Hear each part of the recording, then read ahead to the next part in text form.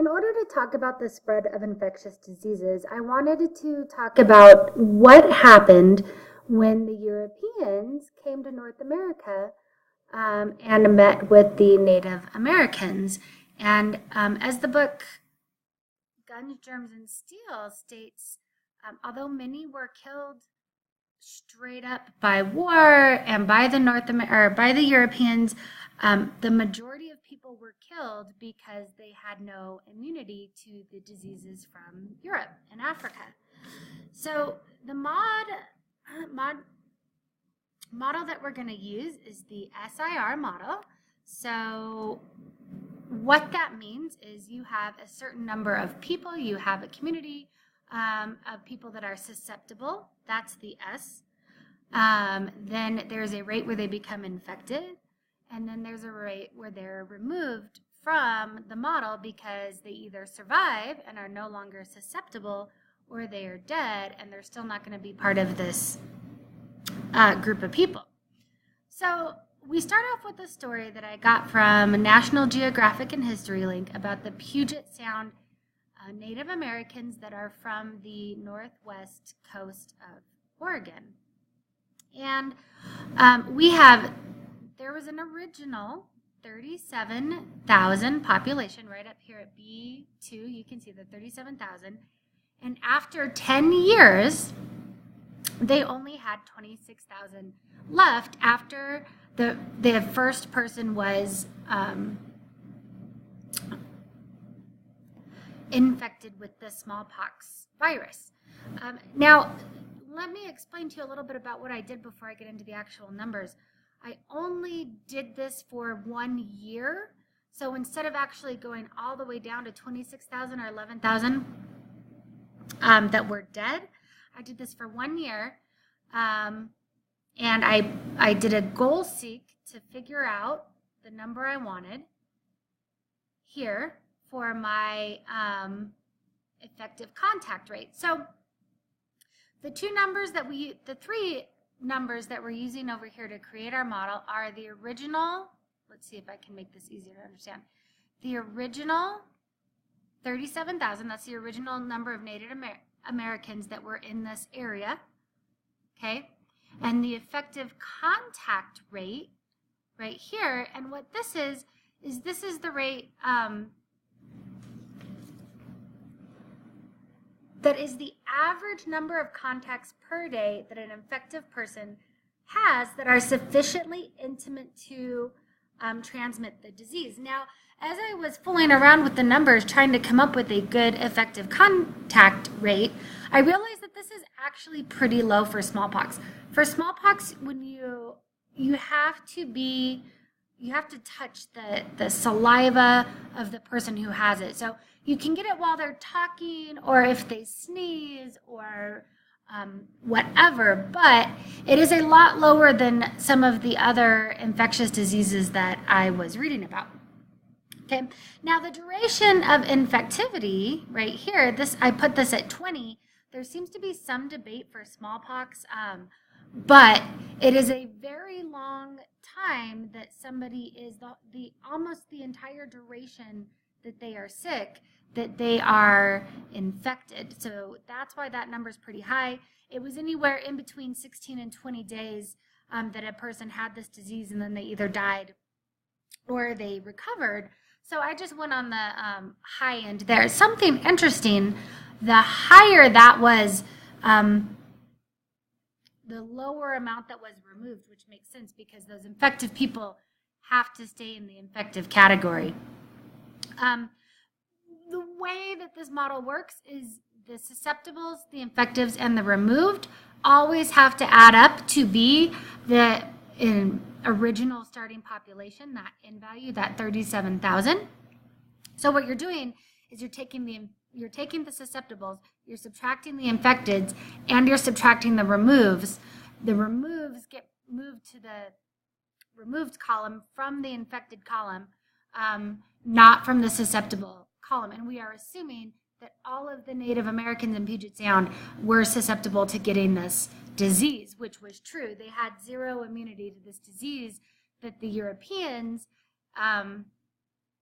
had already like been having for generations, and were able to no longer have to deal with that. So I played around with the numbers. The effective contact rate was low. The duration of infectivity was high. And I kind of did it backwards. I knew I wanted to kill off 1,000 people in the first year.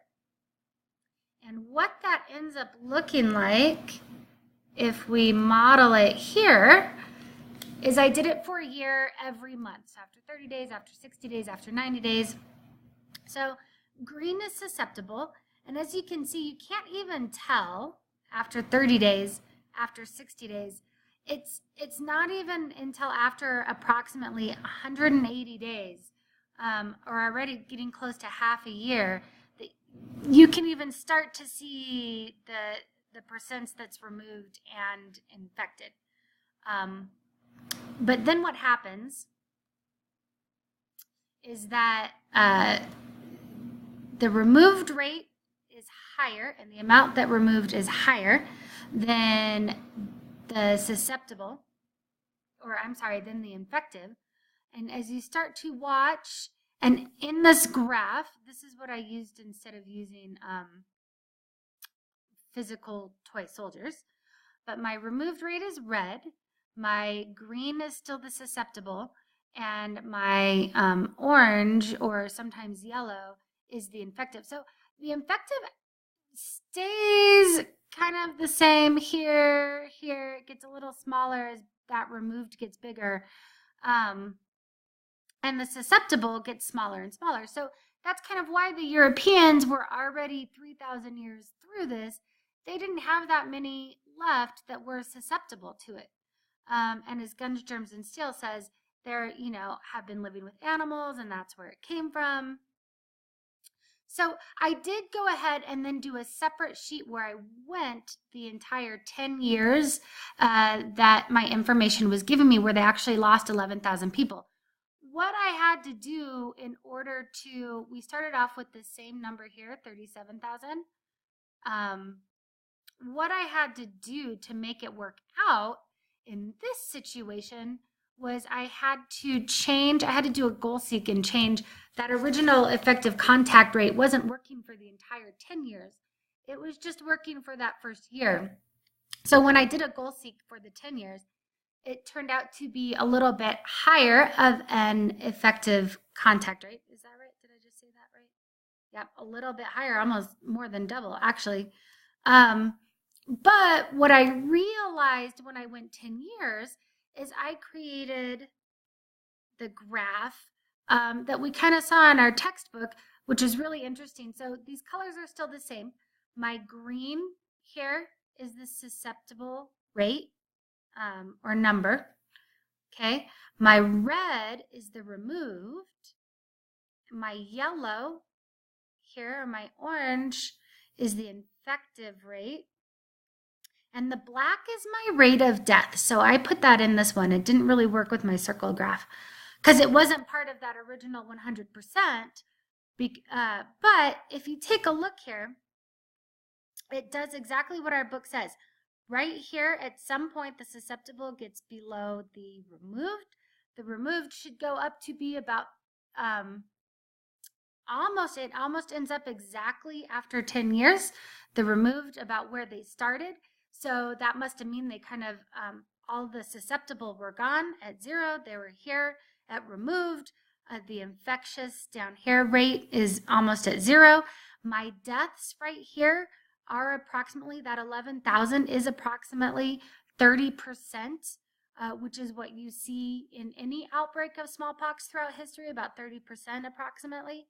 And all the numbers in this 10-year system like really worked out almost perfectly like the book. Now I know I'm missing some things because I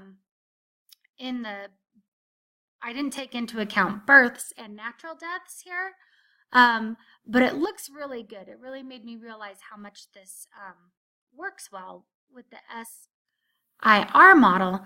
Then just to do a separate kind of outbreak, the last outbreak happened in Nigeria, okay, in 1967. And here we have the original number of people in this little town of Abakaliki in Nigeria. And they were in the middle of vaccinating almost everybody in Africa. They're in the middle of doing this.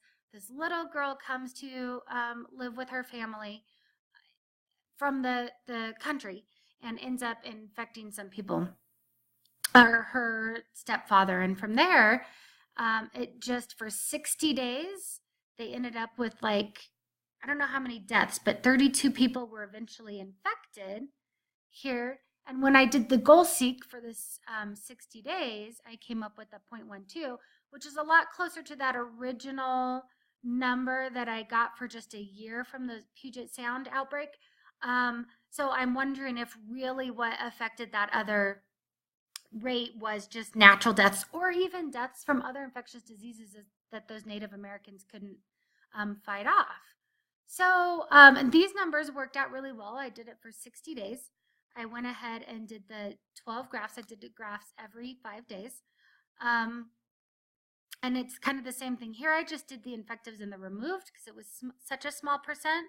It wouldn't have showed up if I also included the original susceptible. But as you can see, the removed here is orange. So the infectives are getting smaller as the removed is getting larger.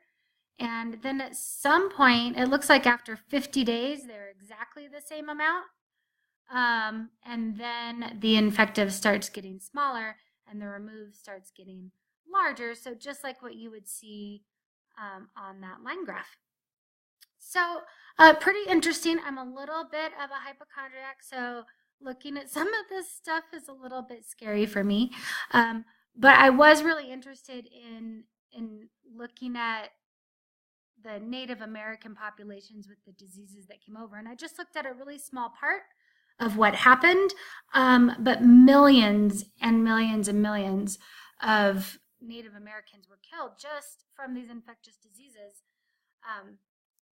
that came over from Europe and Africa.